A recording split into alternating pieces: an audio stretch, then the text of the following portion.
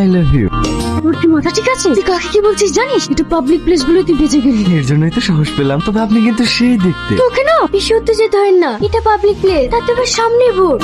এইবার ভোটটা আমাকেই দেবে। আমাকে তো মন প্রাণ সবই দিয়েছিস না, ভোট তো ছোট জিনিস। দাঁড়ান ম্যাডাম, একটা ছবি তুলে নি। ম্যাডামের সাথে একটা ছবি তুলে দে। নিজে মরবে, আমাকেও মারবে। ম্যাডাম হাতটা কাঁধে রাখুন। যা বলছে তাই করে, একটা ছবি তো। তোকে আমি দেখে নেব। ম্যাডাম আপনি উত্তেজিত হন না, একটু শান্ত হন। কি করে শান্ত হবো? ওর এত বড় সব, ও আমাকে আই লাভ ইউ বলে। ম্যাডাম এই দিকে দেখুন, এমএলএ ম্যাডাম হঠাৎ করে আপনার কথা ধরলো কেন? ভালোবাসার মধ্যে এরকম টুকটাক ঝামেলা হতেই পারে। এখন আপনি যদি অন্য একটা ছেলের সঙ্গে কথা বলেন, তাহলে আপনার সামনে রাগ করবে না? মানে? আমরা দুজন দুজনকে 7 বছর থেকে ভালোবাসি। কাল আমার এক বান্ধবের সঙ্গে কথা বলতে দেখে ওর একটু অভিমান হয়েছে। আসলে আমাকে অনেক ভালোবাসে, তো একটু আধটু শাসন করার অধিকার সবার আছে। ওর নাম করতে না করতেই কল চলে এসেছে। আমি ওকে কখন কল করলাম? আপনারা দেখতেই পাচ্ছেন, এত বড় এমএলএ হয়েও একটা সাধারণ ছেলেকে 7 বছর ধরে ভালোবেসে যাচ্ছেন, নিস্তুহী না। তুমি তাড়াতাড়ি ওর হাত পা ভেঙে আমার সামনে নিয়ে আসতে বলো। এদেরকে আবার পাঠানোর কি দরকার ছিল? তুমি একবার ফোন করলে তো আমি ছুটে চলে আসতাম। বন্ধ কর তোর নাটক। তোকে আমি যেটা জিজ্ঞেস করছি সেটা বল। তোর সাথে আমার 7 বছরের রিলেশন, আমাদের মধ্যে মানবিমান চলছে, তাহলে তুই এগুলো কেন বলছিস? তোমার কাছে পৌঁছানোর জন্য। মানে? কারো স্বপ্ন থেকে ইঞ্জিনিয়ার হব, ডাক্তার হব, উকিল হব, কিন্তু আমার ছোট থেকেই স্বপ্ন আমার মতো সুন্দর এক এমএলএ হাজবেন্ড হব।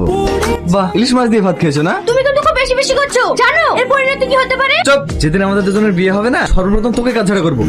তুই কিন্তু আমার ধৈর্যের বাঁধ ভেঙে ফেলছিস। দেখি মোবাইলটা, নাম্বারটা সেভ করে দিলাম, যখন মন চাইবে কল করো। এত কিছু যে ঘটে গিয়েছে, তুই আমাকে একবারও জানানোর প্রয়োজন মনে করিসনি? ছেলেটার কোনো নাম্বার আছে? হ্যাঁ ড্যাডি। হ্যালো, হ্যাঁ জান বলো। দেখেছো ড্যাডি কতটা অসভ্য? তুমি কোথায় আছো? আমি তো তোমার মনের মধ্যেই আছি। কেন, শ্বশুরমশাই কিছু বলছে নাকি? তুমি জানলে কি করে? দেখেছো ড্যাডি, তুমি যেখানে এসেছো ও সব জেনে গেছে। হাই শ্বশুরমশাই। এই তুই কাকে কি বলছিস জানিস? আমি হোম মিনিস্টার। আমার মেয়ের পিছনে লাগা, এর পরিণাম কি হবে তুই জানিস? দেখেন শ্বশুরমশাই, আমরা দুজন দুজনকে অনেক ভালোবাসি। আপনি আমাদের মধ্যে পথের কাঁটা হয়ে দাঁড়ায়েন না শ্বশুরমশাই। দেখেছো ড্যাডি, ও সব সময় আমাকে ফলো করে থাকে। এই তুই কি চাস? তুই কেন এটা করছিস? বিশ্বাস করুন শ্বশুরমশাই, আমি কিছু চাই না, আমি শুধু আপনার মেয়েকে চাই। তোর এত বড় সাহস! তোকে ভালোই ভালোই বলছি, তুই আমার মেয়ের লাইফ থেকে সরে যা, না হলে। না হলে কি শ্বশুরমশাই? আপনি আমার। ও কি বললো? আপনি ওর বা, আপনি এসব ছোটখাটো বিষয় নিয়ে চিন্তা করেন না। তোমার এটা ছোটখাটো বিষয় মনে হচ্ছে? সামনে ইলেকশন।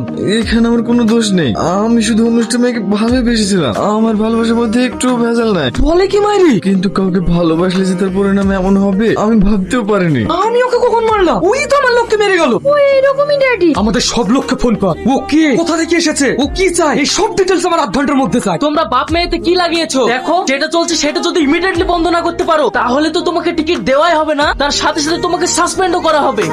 সব তোর জন্য, সব দোষ তো। সামনে ভোট, এখন আমি কি করব? আপনি আপনার মেয়ের সঙ্গে ওর বিয়ে দিয়ে দিন। তুই কাকে কি বলছিস ভেবে দেখেছিস?